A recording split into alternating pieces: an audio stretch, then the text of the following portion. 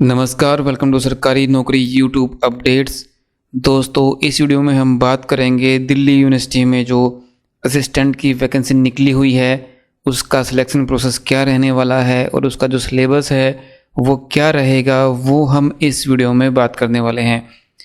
तो दोस्तों, जो असिस्टेंट की पोस्ट है उसकी जो स्कीम ऑफ एग्ज़ाम है और जो सिलेक्शन क्राइटेरिया है वो यहाँ पर दिया गया है। दोस्तों, असिस्टेंट के लिए जो सिलेक्शन प्रोसेस रहेगा उसकी 2 स्टेज रहेंगी, प्री टेस्ट और मेन एग्ज़ाम। आपका जो प्री है वो ओनली क्वालिफाइंग रहेगा, जैसे कि आपका सीनियर असिस्टेंट और असिस्टेंट रजिस्ट्रार की पोस्ट के लिए था, सेम वैसे ही इसमें रहने वाला है। और जो आपका मेन एग्ज़ाम है उसके बाद आपका स्किल टेस्ट भी कंडक्ट करवाया जाएगा।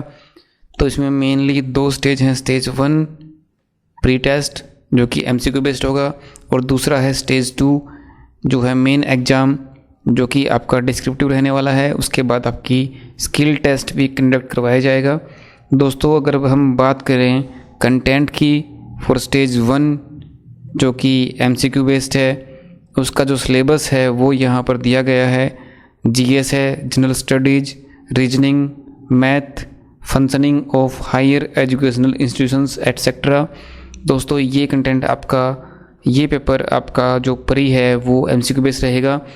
इसमें क्वेश्चंस आएंगे 150 और इसके मार्क्स रहेंगे 300, यानी कि 300 मार्क्स रहेंगे इसमें। The test will only be for shortlisting, यानी कि ये टेस्ट आपका केवल और केवल मेंस एग्ज़ाम के लिए कैंडिडेट्स को शॉर्ट लिस्ट करने के लिए कंडक्ट करवाया जाएगा। इसकी फाइनल मेरिट लिस्ट में कोई भी वेटेज नहीं रहने वाली। दोस्तों, उसके बाद अगर बात करें स्टेज 2 जो आपका मेन एग्ज़ाम है, उसके जो कंटेंट हैं, स्कीम ऑफ एग्ज़ाम है वो यहाँ पर दिए गए हैं। सिलेबस है वो यहाँ पर देख सकते हैं, एजुकेशनल एडमिनिस्ट्रेशन एंड मैनेजमेंट। उसके बाद है functional aspects of rules and their application in higher educational institutions. दोस्तों, इसके मार्क्स रहेंगे 200 और आपको टाइम मिलने वाला है 2 घंटे का। दोस्तों, आपका जो मेन एग्ज़ाम है जैसे कि सीनियर असिस्टेंट और असिस्टेंट रजिस्ट्रार इन दिल्ली यूनिवर्सिटी के लिए डिस्क्रिप्टिव था, सेम वैसे ही आपका असिस्टेंट की पोस्ट के लिए जो मेन एग्ज़ाम है वो यहाँ पर डिस्क्रिप्टिव रहने वाला है। और आपकी जो मेरिट लिस्ट है वो भी केवल और केवल मेन एग्ज़ाम के बेस पर बनाई जाएगी। दोस्तों, जो कैंडिडेट मेन एग्ज़ाम में क्वालिफाई करेगा उसके बाद उसका स्किल टेस्ट कंडक्ट करवाया जाएगा और फाइनल मेरिट लिस्ट में भी सिर्फ उसी कैंडिडेट को शामिल किया जाएगा जो स्किल टेस्ट में क्वालिफाई होता है, अदरवाइज उसको फाइनल मेरिट लिस्ट में इंक्लूड नहीं किया जाएगा। तो जो स्किल टेस्ट है दोस्तों, उसकी डिटेल्स आप यहाँ पर चेक कर सकते हैं। पहले तो है इसमें understanding of manual of office procedures, noting and drafting. इसमें जो आप नोटिंग चलाते हो ऑफिस में वो यहाँ पर, और जो ड्राफ्टिंग करते हो उसका टेस्ट भी यहाँ पर लिया जाएगा। उसके बाद है प्रोफिशिएंसी इन कंप्यूटर ऑपरेशंस और साथ में टाइपिंग भी है, English at 35 word per minute या फिर Hindi typing at 30 word per minute. जो टाइम है वो आपको टेस्ट के टाइम पर ही बताया जाएगा और जो मार्क्स रहेंगे वो आपके रहेंगे 100। दोस्तों, स्किल टेस्ट को क्वालिफाई करने के लिए 50 नंबर लेने कंपलसरी हैं, अदरवाइज आपको डिसक्वालीफाई कर दिया जाएगा और आपको फाइनल मेरिट लिस्ट में शामिल नहीं किया जाएगा। दोस्तों, ये वही लिखा हुआ है जो मैंने आपको बताया कि जो कैंडिडेट मेन एग्ज़ाम में अपीयर होगा उसको ही स्किल टेस्ट के लिए बुलाया जाएगा और जो आपका स्किल टेस्ट है वो ओनली क्वालिफाइंग रहेगा और आपकी मेरिट लिस्ट है वो आपके मेन एग्ज़ाम के बेस पर बनाई जाएगी।